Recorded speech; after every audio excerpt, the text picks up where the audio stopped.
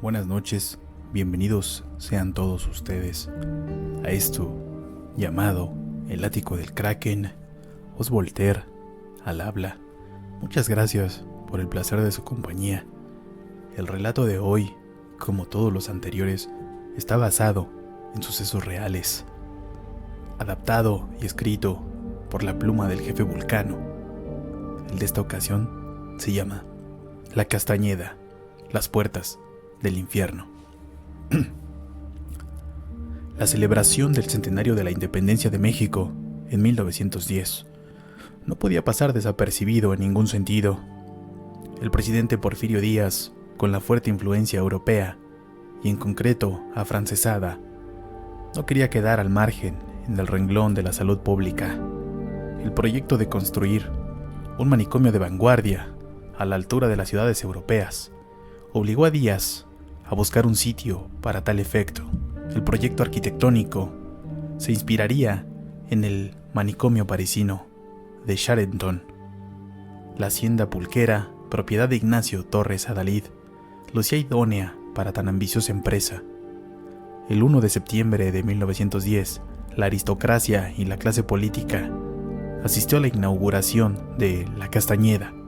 El inmueble, conformado por 26 edificios, daría cabida a huéspedes clasificados en diversos pabellones: pacientes distinguidos, pabellón de observación, pacientes peligrosos, pabellón de los imbéciles, pabellón de los epilépticos, pacientes infecciosos, reos y agitados y toxicómanos. La Castañeda guardaba innumerables eufemismos en la anterior clasificación. La locura no siempre obedece a dimensiones médicas. Las costumbres y tabúes van definiendo el concepto de locura, dejando a los cuerdos dentro de un infierno y a los enfermos socialmente aceptados en libertad plena. En este infierno de la locópolis eran ingresados a discreción homosexuales, megalómanos, disidentes sociales, sexoservidoras, personas con depresión y ansiedad, ninfómanas y otros perfiles que hoy en día no son enfermedades y mucho menos estados de locura. Durante 6 décadas, la Castañeda albergó a más de 60,000 pacientes, de los cuales más de la mitad no estaban locos. Este recinto se convirtió no en la antesala del infierno, sino en el infierno puro. En 1968, como parte de este proceso de expiación de culpas, se ordenó su demolición. El terreno sirve hoy para dar lugar a un centro educativo, Escuela Nacional Preparatoria 8. A la par se construyó la unidad habitacional Lomas de Plateros en Mixcoac. Hoy en día, más de la mitad de la población en México estaríamos ingresados en un manicomio si siguiéramos con los estándares de normalidad que se manejaban de 1910 a 1960. En estas 6 décadas de pesadilla, la psiquiatría estaba al servicio de la normalidad social y no de la ciencia. Bienvenidos a los pasillos del infierno. Jacinto gritaba en el patio central. Extrañaba a su hijo, un muñeco viejo, roto y con la cara negra. El personal del hospital lo castigaba cuando se portaba mal. Jacinto lloraba todas las noches gritando: hijo mío, aquí estoy. El castigo no terminaba con el decomiso temporal del muñeco. Solían bañar a Jacinto con agua helada y a presión. Después lo sometían a descargas eléctricas para regular su actividad cerebral. En ocasiones había que amarrarlo a la cama para que no lastimara a sus compañeros. Despertaba con las muñecas y tobillos ensangrentados, porque toda la madrugada no paraba de emplear fuerza desmedida para zafarse. «Ya denle su pinche muñeco para que deje de gritar, doctor», gritaban los pacientes depresivos. «¡Pinche loco, ya cállenlo!», clamaban los del pabellón de los distinguidos. «Mátenlo ya, por piedad», se escuchaba desde el ala de los inadaptados sociales. «Jacinto, escúchame bien, si dejas de gritar, te regreso a tu hijo, ¿sí?», le planteaba algún doctor o asistente del hospital. Jacinto respondía moviendo su cabeza sin control y mostrando sus 2 únicos dientes, emitiendo ruidos guturales de emoción en cuanto tenía a su hijo, aquel muñeco, en sus brazos. Se orinaba o defecaba de la emoción de sentir aquel muñeco viejo de vuelta en sus brazos, de forma casi paralela iniciaba su recorrido por todo el patio, presentando a su hijo a quien se le pusiera enfrente. Pegaba su mejilla a la del muñeco y emitía ruidos tiernos. Después se sentaba en la esquina más cercana al pabellón de las ninfómanas, donde se formaba una sombra agradable. Jacinto solía caminar desnudo o con algún trapo que cubría sus genitales. En una ocasión, Rosa, una paciente que ingresó por desobedecer a sus padres, se topó con Jacinto, quien intentó abrazarla. Rosa gritaba. Todos se reían. Era la novatada para una mujer que había osado retar a su sagrada familia y tener debajo de su cama fotografías de hombres desnudos. Jacinto la abrazaba y hacía movimientos sexuales encima de ella. Rosa no soportó aquella experiencia y murió. Jacinto la movía como presa, víctima de un depredador. Volteaba al cielo y reía. Los doctores sacaron el cuerpo de Rosa. El reporte que le dieron a sus padres fue que había muerto por impacto psicológico. Sus padres contestaron que había sido un castigo divino por inadaptada, que había sido lo mejor para ella. ¡Jacinto, Jacinto! ¿Dónde carajos estás?, gritó Rubén, quien había llegado a la Castañeda por cantar de madrugada. Los vecinos del barrio de Tepito le decían el loco, ya que no dejaba de cantar. Sin embargo, en la madrugada, aquella manía alteraba el sueño de la vecindad de la calle de Sol. Rubén le cantaba canciones a Jacinto para atraerlo, y ya que lo tenía a 1 metro de distancia, se acercaba a él por un punto ciego y le arrebataba su muñeco. Corrían por todo el patio, Rubén cantando a todo pulmón y Jacinto atrás gritando. Después de un rato de carrera pedestre, Rubén ya solo terminaba las estrofas, y a Jacinto se le llenaba la boca de espuma, mezcla de saliva y otros ruidos corporales. ¡A comer! ¡A comer! Jacinto tomaba la palangana que usaban algunos para orinar, y ahí le servían pellejos y caldo agrio. Corría con su comida hasta un rincón donde las ratas esperaban hambrientas alguna migaja. Jacinto se empinaba la palangana hasta lamerla. No masticaba, todo lo tragaba. El caldo de pollo frío y agrio se le escurría por el cuello hasta su abdomen. Aventaba la vasija, se incorporaba y corría detrás del enfermero, que desplazaba la carretilla llena de aquel amasijo de carne y grasa en el manicomio. ¿Quieres más, Jacinto? ¿Quieres más comida? Jacinto asentía con la cabeza y emitía ruidos guturales que dejaban ver su dentadura podrida. «Ve por tu jícara, entonces», le ordenaba el enfermero, burlándose de él. Jacinto corría a buscar su vasija. Sin embargo, ya alguien la había tomado. Jacinto emitía un ruido de primate e intentaba arrebatarle su apreciado artilugio al nuevo poseedor. Si algún paciente pasivo lo tenía, Jacinto lo recuperaba rápido, pero si era algún paciente violento o esquizofrénico, aquello se convertía en un duelo a muerte. La fuerza de Jacinto no era proporcional a su talla. Solía atacar mordiendo y aplastando con sus manos. Ya había arrancado varias orejas, y en una ocasión mordió a Tobías tan fuerte en el cuello que los doctores pensaron que había llegado a la arteria. Las noches en la Castañeda cobijaban actos de terror. Las celdas ya no tenían camas debido a la sobrepoblación. Las ninfómanas daban vuelo a sus pasiones con los pacientes imbéciles. Los toxicómanos lideraban su líbido con las ninfómanas.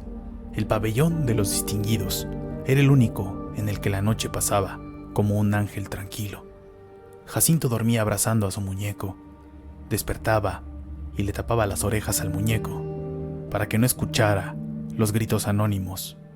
Por las mañanas sacaban a todos al patio para bañarlos a presión con una manguera, para quitarles mierda y orines propios y ajenos que estaban regados por los pisos de las habitaciones. «¡Sáquenme de aquí, por piedad! ¡No estoy loca!». Aquel grito hizo voltear a todo el personal que estaba en el patio. Jacinto se incorporó desnudo y corrió hacia la mujer. Le mostró a su hijo, le tomaba la mano a la nueva huésped para que acariciara la mejilla del muñeco. La mujer, que había ingresado por depresión, se tapaba los ojos y gritaba: «¡Quítenme este monstruo de aquí! ¡No estoy loca!». Jacinto la sujetó de la cintura y la tiró al piso. La mujer, al defenderse, le zafó la cabeza al muñeco. Jacinto vio rodar aquella pieza de plástico. Le rasgó el vestido a la mujer. Con sus puños le empezó a moler a golpes.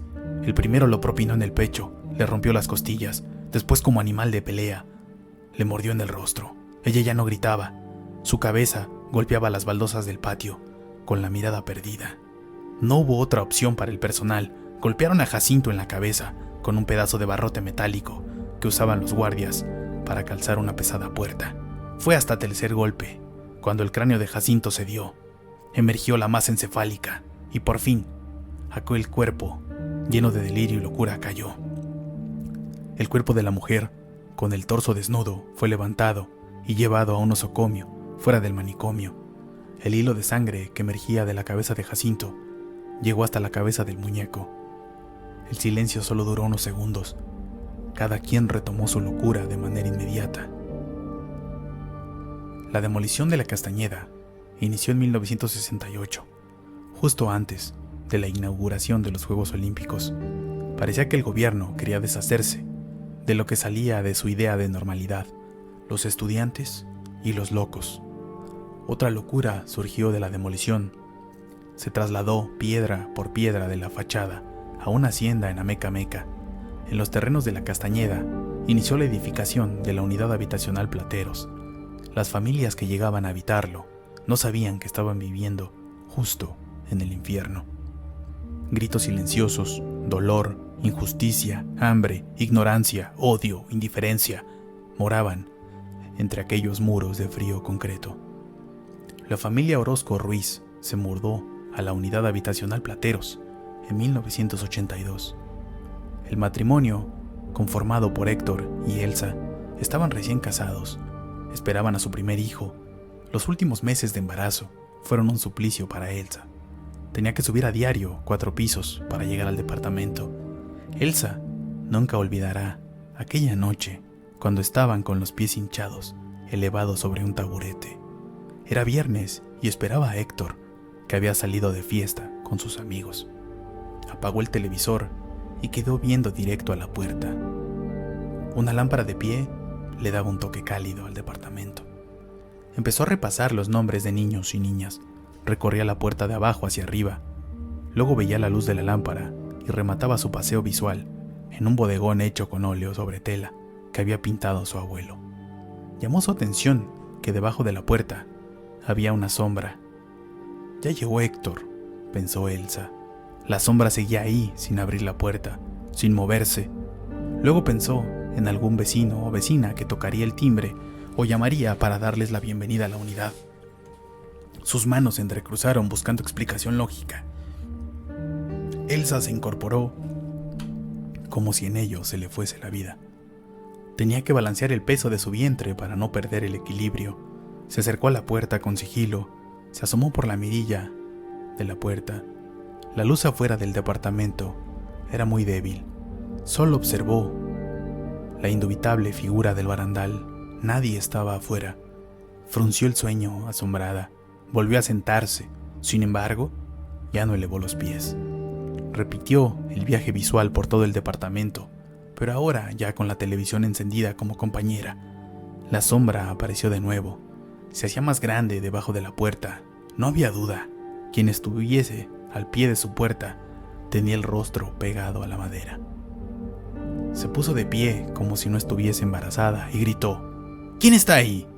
Al momento que volvía a poner el ojo izquierdo en la puerta. Dios mío, susurró Elsa, al ver que no había nadie. Abrió la puerta sin pensarlo y salió. Dio una vuelta por los departamentos del 4º piso, sin encontrar indicio alguno de aquel invasor. Cerró la puerta, montó doble chapa y se fue a dormir. 2 meses después nació Ignacio. Aquel recuerdo de la sombra acechando su departamento se ve diluido con la llegada del bebé. La dinámica de los Orozco ahora giraba en torno a visitas familiares, citas pediátricas, trámites ante el Seguro Social y los cuidados del recién nacido. Hasta que una noche, la primera para ser exactos en la que Héctor se dio un tiempo para salir con compañeros de trabajo, aquella presencia regresó a la puerta de Elsa. Amamantaba a Ignacio mientras escuchaba la radio cuando vio aquella sombra que el niño no podía respirar. Se le interrumpió el flujo de leche, cargó al bebé para que repitiera, dándole palmaditas en la espalda. Elsa tarareaba el clásico estribillo para arrullarlo. La sombra estaba ahí, inmóvil. Ignacio empezó a llorar, quizá por algún cólico. Con el llanto, la sombra empezó a agitarse. Elsa podía apostar que aquello elevaba un pie y descansaba el otro, repitiendo esta operación sin detenerse. Después la sombra se movía de izquierda a derecha, como péndulo, cada vez más rápido. Elsa preparó té de manzanilla para el niño, lo recostó boca arriba para acariciar su abdomen. El llanto terminó y con ello el movimiento frenético y errático de la sombra. Elsa cargó a su bebé, caminó hacia la puerta, inclinó su cabeza para embonar ojo y mirilla. Ahí estaba, un hombre con un cráneo extraño. Apenas notaba el maxilar, no tenía cabello. Estaba cargando algo que Elsa no podía descifrar. Ignacio se agitó y soltó un llanto extraño. La silueta del cráneo extraño perdió el control y con movimientos aleatorios movía el cuello. Elsa, llena de miedo, se encerró en su recámara.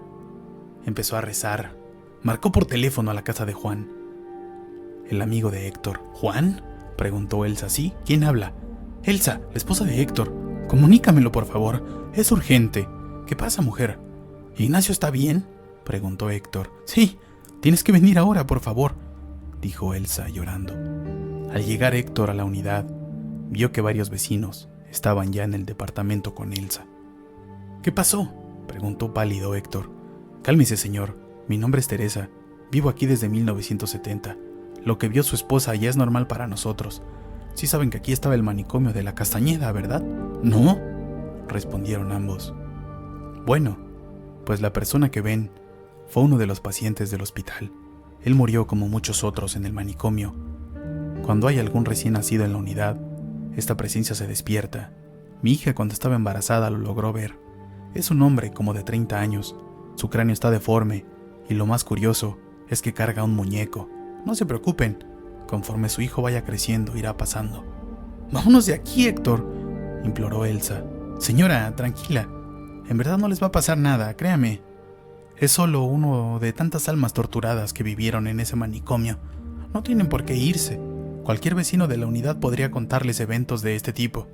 Es el precio que debemos pagar por vivir en las puertas de lo que fue el infierno.